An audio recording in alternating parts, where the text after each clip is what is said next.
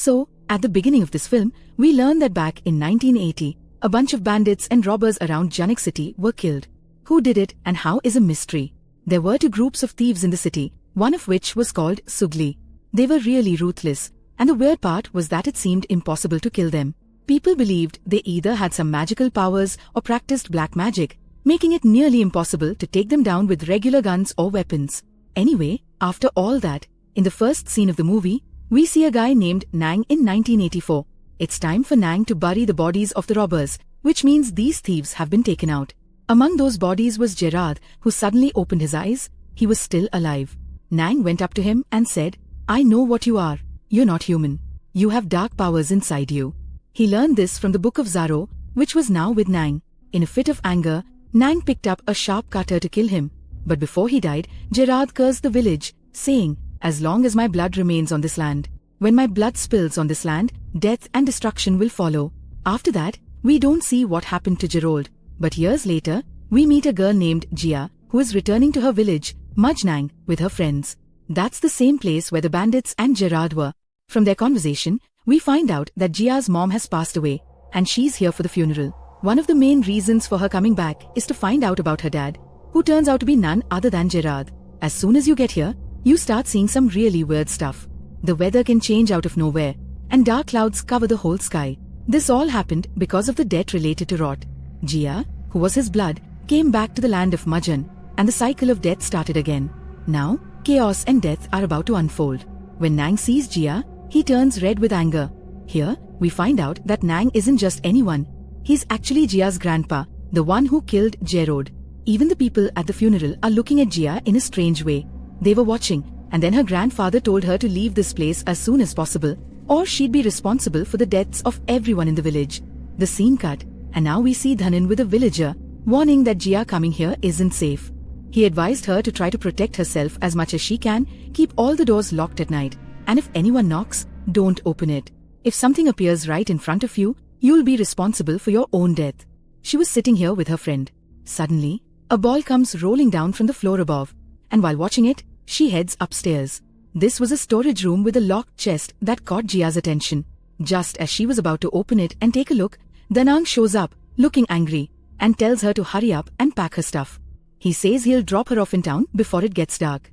Jia's friend found it strange that her grandfather was trying to get her out of there, and he tells her that maybe there's a reason behind it. Dad didn't believe Jia's story. Jia thought there had to be more to it, and that's what she wanted to figure out. Jia explains that her grandpa, Danang, never wanted her to come here. He used to say, "If you come here, the people will die." She wondered how her coming here had anything to do with that. During their conversation, Danang came and was about to take her away from here. They were just getting ready to leave the city when they noticed the car had a flat tire. Seeing that, he got really angry and panicked. She was on cloud 9, so she quickly went inside the house and grabbed a gun. She told Jia to stay put, then took Jia's friend and headed outside. Jia asked him what he wanted and why he was keeping her locked up in the house, but he didn't answer and just left with her friend. As they were walking, he dropped Jia's friend off and continued on alone, casually smoking a cigarette. Suddenly, he noticed a dark figure in the air, which he initially ignored. After that, he saw 4 dark shadows lifting a coffin, and the sight terrified him. The guards also spotted these coffin-carrying spirits, and an old lady in the neighborhood saw the same 4 souls. As soon as she saw them, she quickly told her daughter to hide in a room because she knew that anyone who saw these souls would end up dead, and she wanted to save her daughter's life. Here, we also learn that this girl, meaning her, so this aunt's daughter Jia was also friends with those souls. They first took out this aunt with their powers, and then the 2 guys who saw those souls got killed too. Just when those souls were about to take out Jia's friend, she showed up right on time. Her friend was freaking out and said he had seen the souls here, but Jia didn't believe him and thought her grandpa must have taught him something weird. While she was saying this, she noticed her friend's face was swelling up, and he had his hands on his throat like something was wrong. It was like he was trying to save himself from a noose, and his feet had lifted off the ground. It felt like someone was trying to strangle him. Just in time, the Nangs showed up and quickly brought a mirror to check things out. Behind him were those same 4 souls that couldn't be seen with the naked eye, but were visible in the mirror. Looking into the mirror, the Nangs attacked those souls with a gun filled with salt instead of bullets, which made the souls run away. It was because of this salt that they let Jia's friend go, and now they were moving forward. Sia was confused about what was going on, so she asked the Nang, but he didn't answer and just kept moving forward. Using the mirror he had, Danang could see the souls approaching. Suddenly, Sia's friend was caught by the souls from behind, and they killed him. They managed to save him again, but as they moved ahead, Danang suddenly disappeared from their sight, leaving them behind. They knew that the souls were definitely coming for them. Jia quickly hid at her friend's house because she was afraid she would get caught. Her friend's mom had seen those souls, and they ended up killing her. When they went inside, it was empty except for her dead mom, and that freaked both of them out. Jia's friend tried to call her over by knocking on the coffin, but Jia couldn't hear him, so they decided to head back outside. This time, when they stepped out, Jia's friend spotted a car approaching from a distance. He got really excited and rushed towards it, but it turned out to be just some random car. Nah, it was actually those souls that were holding the coffin, and this time they didn't care about anything. They grabbed Jia's friend and killed him, which really upset Saya. Here, we see that Dang has gone to the guy who was telling everyone in the village to be careful. He asked this guy for some salt pills and a talisman to protect them from those souls. The guy then asks Dang what he wants to do, and Dang says that Gerard's daughter is back. And you know, right? What's his curse? When his blood comes here, it brings destruction. But his own blood can also wipe him out for good. I'm going to finish him off for good through his daughter, using his blood, and save this village from the death he left behind. Then the scene cuts to show that Jia has been kidnapped by a guy named Yato, who used to work with the nuns at one point, taking out thieves. Yeah, that guy sees the same amulet around Jia's neck that could protect her from evil spirits, and he must have known it was given to her by Nang. She asks what this is for, and Ayan tells her it's to avoid the curse that your dad put on the whole village. Jia realizes this guy knows all about her dad and grandpa, so she asks him what happened to her dad. Ayan explains that actually, her dad was killed by the Nang, who slit his throat. But even though Gerard's body parts are all separated, Gerard is still alive because he can never die. He has black powers. Everyone knows that Gerodam Nang cut his throat. Even before this, your dad cursed the whole village, saying that as long as his blood is here, or whenever his blood shows up, there will be death and destruction. And since you're his blood, ever since you arrived, all the dead Sugli bandits have come back to haunt this place. Anyone who sees those spirits ends up getting killed by them. Just hearing this makes Jia's heart race, and she remembers the time she stepped into the village. Dark clouds rolled in over the entire place. But that guy gets shown the one he gave the salt pills and talisman to. His wife is now mad at him, asking why he needed to give that talisman to the loser. They only had one talisman, and now how are they supposed to protect themselves? Just as she's saying this, there's a knock on the door. When he opens it, the same souls are standing outside, and his wife sees them. The guy doesn't notice them, but now those souls come inside and try to attack his wife. To save her, he bets everything he has. But nothing really happens because now both he and his wife have been taken out by these souls. Science touch brought him back to life, and here they show Jia or ask him if we're still alive. To which he says, yeah, I'm alive. Nobody can kill me, at least not in a normal way. A lot of people wanted to finish him off, even the Nang. The Nang actually tried to kill him and buried parts of his body in different places. But still, he's been living here in this village all this time, and here he is as a ragged man. The truth also tells Jia that no one can kill your dad except for you.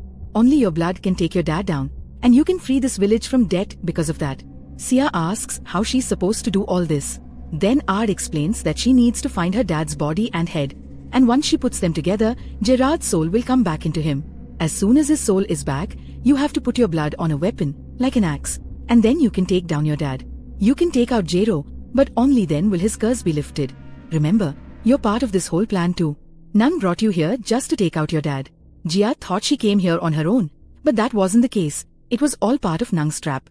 Jia still believes her grandpa is fighting for the villagers, but Yad clears up her misconception and tells her that he has let those raiders loot before, and the villagers ended up suffering. After he took care of Galiz, that's when everything changed.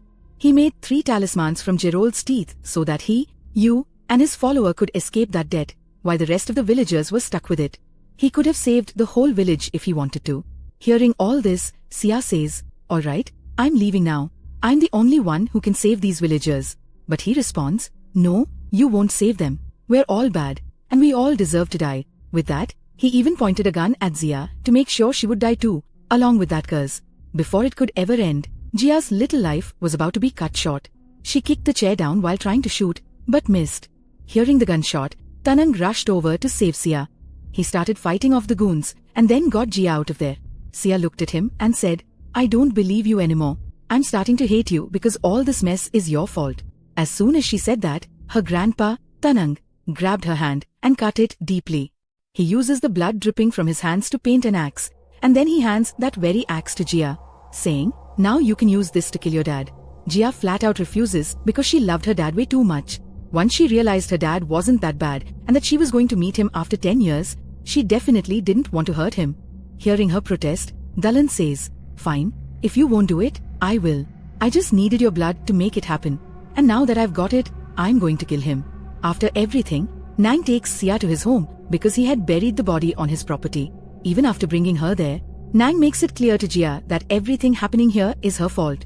Hearing that makes Jia furious. She thinks she shouldn't run away from this curse anymore.